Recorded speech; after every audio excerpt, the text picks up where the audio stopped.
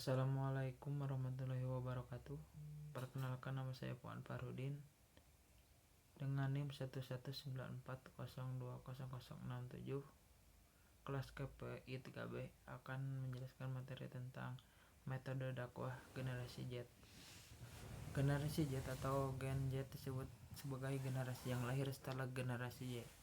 Kumpulan orang yang termasuk ke dalam generasi ini adalah mereka yang lahir di tahun 1995 sampai dengan 2010. Jadi bila Anda lahir di rentang waktu itu, maka Anda juga turut termasuk ke dalam generasi Z. Umumnya mereka yang merupakan generasi Z disebut juga sebagai Y-generation atau generasi internet atau generasi net. Mereka selalu terhubung dengan dunia maya dan dapat melakukan segala sesuatunya dengan menggunakan kecanggihan teknologi yang ada. Bahkan gadget sudah menjadi pasangannya dari sejak kecil. Maka secara otomatis pengenalan teknologi dan dunia maya ini begitu berpengaruh pada perkembangan kehidupan dan kepribadian mereka. Manusia generasi ini tidak dapat lepas dari smartphone dan media sosial. Mereka mengetahui semua seluk-beluk teknologi hingga terkadang dikatakan bahwa kemampuan teknologi manusia generasi Z akan bawaan dari lahir. Berdasarkan dari hipotesis di atas, dapat disimpulkan bahwa generasi Z sangat melek akan teknologi dakwah yang mulai membuka jalan untuk menyebarkan ajaran Islam di teknologi baru yang disebut media digital. Ini tentunya memfokuskan targetnya kepada generasi Z yang tiap harinya tak lepas dari berbagai platform media digital. Lalu sebenarnya apa saja karakteristik yang dapat kita kenali dari generasi Z ini? Dilansir dari yojonomic.com, berikut ini adalah rangkum pengertian gadget serta karakteristiknya.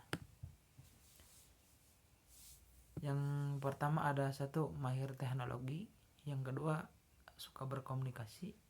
Yang ketiga ada mengumbar privasi. Yang keempat ada lebih mandiri.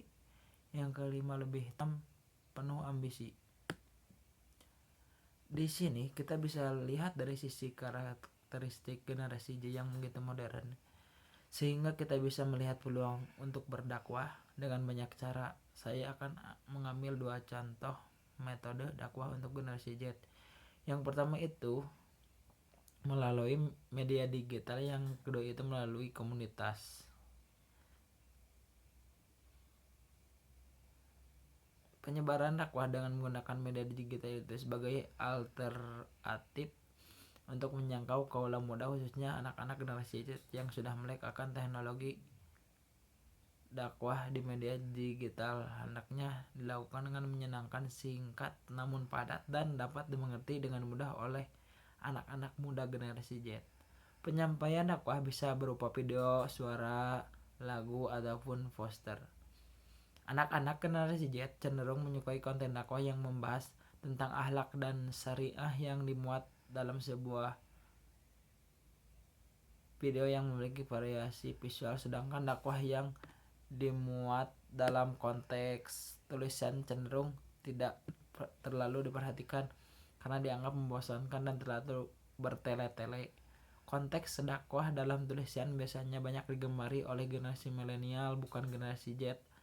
Efektivitas dalam media digital dapat diukur secara samar berdasarkan dari seberapa banyak suka yang diterima dan seberapa banyak bagikan atau share yang diperolehnya.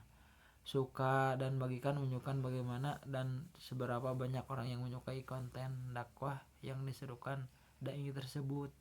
Adapun respon tanggapan dari dakwah yang disampaikan dai dapat dilihat dan diukur dari beberapa banyak komentar yang didapatkan dalam setiap konten dakwah yang ia buat. Media sosial yang paling banyak ditemukan konten dakwahnya yakni di YouTube, di mana di YouTube dai dapat melihat telah ada beberapa banyak umatmu yang telah menyaksikan dan mendengarkan dakwah yang ia sampaikan. Mungkin dapat kita simpulkan bahwa metode dakwah yang cocok untuk generasi Z adalah dakwah metode modern, contohnya adalah melalui media digital dan komunitas. Maka pada demikian, karena generasi Z adalah generasi yang tidak bisa lepas dari smartphone dan media digital. Mungkin cukup sekian dari saya, kurang lebihnya mohon maaf. Wassalamualaikum warahmatullahi wabarakatuh.